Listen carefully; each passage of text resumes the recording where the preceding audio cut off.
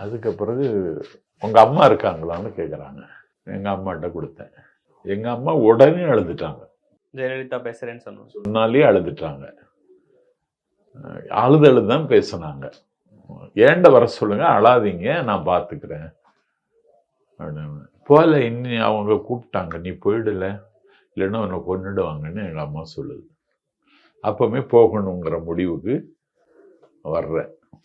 OPS என்கிட்ட பேசுகிறார். அடுத்த நாள் அம்மா அவங்கள வர சொன்னாங்க, எப்போ வர்றீங்க அப்படின்னு கேட்டார். நான் அப்படி ஒன்றும் சொல்லலையே அப்படின்னு.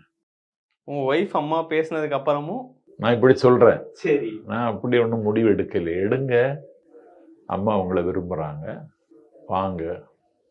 நான் சொன்னேன், ஏன் இயல்புக்கு உங்கள் கட்சி ஒத்து வராதுன்னு சொன்னேன். ஏன் இயல்புக்கு உங்கள் கட்சி ஒத்து வராதுன்னு சொன்னேன் ஓபிஎஸ்கிட்ட.